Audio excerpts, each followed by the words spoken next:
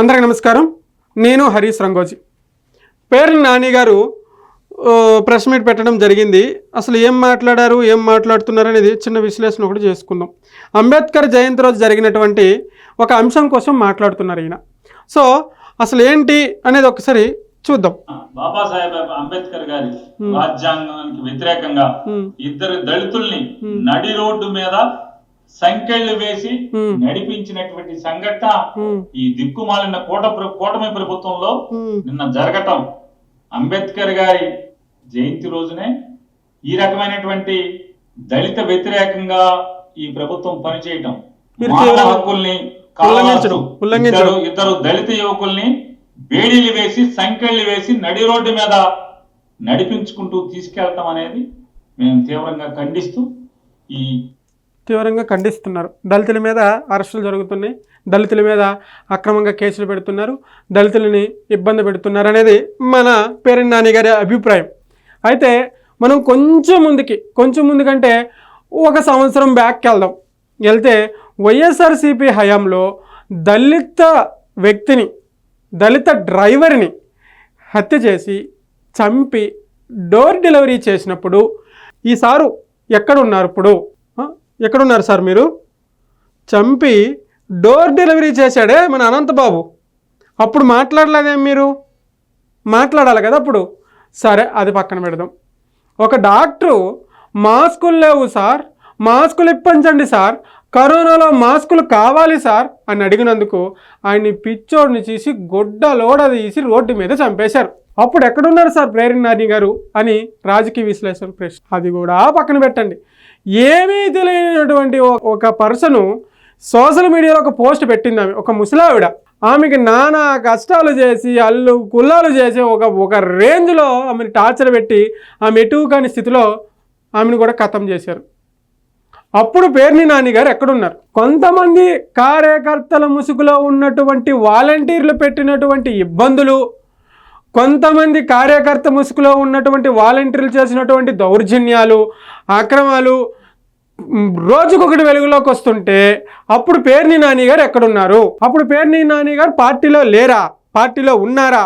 ఉన్నా చెడు వినకూడదు, చెడు చూడకూడదు, చెడు మాట్లాడకూడదు అనే అంశంతో అన్ని కట్టుబడి ఏమైనా పార్టీలో కూర్చున్నారా అని రాజకీయ విశ్లేషకులు అడుగుతున్నారు. కూటమి ప్రభుత్వం యొక్క ద్వంద్వ వైఖరిని తూర్పారబడుతూ ఇటువంటి మళ్ళీ తప్పుడు పనులు చేయొద్దని చెప్పని కూడా వారికి హెచ్చరిక చేస్తున్నారు. మీరు వాళ్ళకి హెచ్చరిక చేస్తున్నారంటే దాని అర్థం ఏంటి?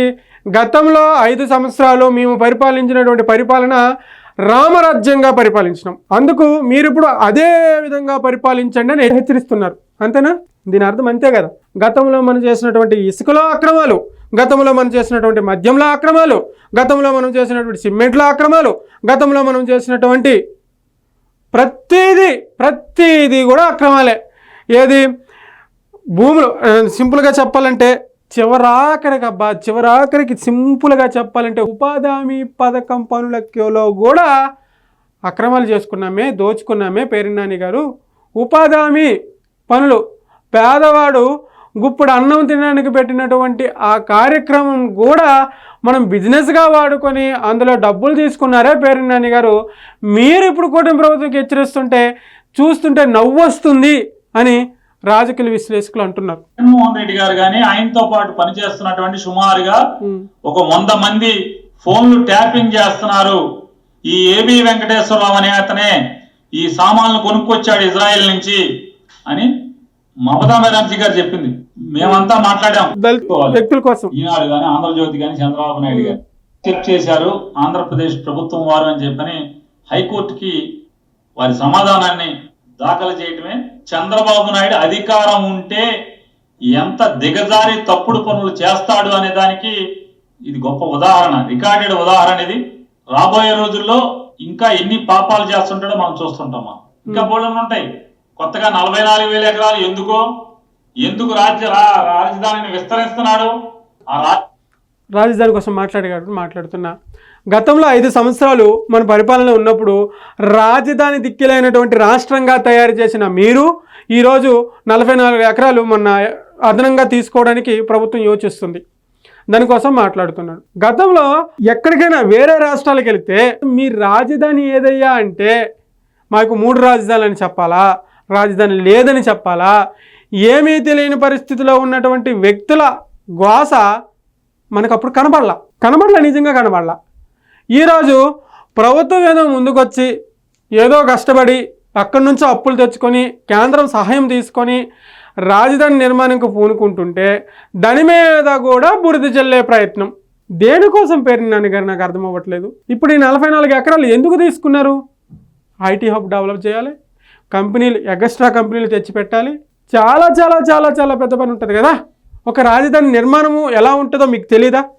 గుండెల మీద చేసుకొని చెప్పండి. ఒక రాజధాని నిర్మాణానికి ఎంత భూమి కావాలో ఇప్పుడు ఉన్నటువంటి కూటమి ప్రభుత్వం దాదాపు 1,00,000 ఎకరాలతో రాజధాని నిర్మాణానికి పూనుకుంది. ఆ 1,00,000 ఎకరాలు అదే వైఎస్ఆర్సీపీ హయాంలో ఉన్నప్పుడు జగన్మోహన్ రెడ్డి గారు నేను 1,00,000 ఎకరాలు కావాలి అంటే ఒక్క రైతు అయినా జగన్మోహన్ రెడ్డి గారిని నమ్మి భూమిని ఇచ్చే దాఖలు ఉన్నాయా?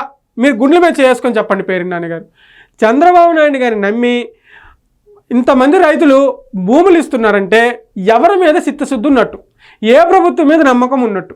Simple logic. ఒక రైతు దగ్గర 1 ఎకరం భూమి తీసుకోవాలంటేనే ప్రభుత్వ లెక్కల ప్రకారం డబ్బులు ఇచ్చి తీసుకోవాలనుకుంటేనే అది చాలా ఇబ్బంది.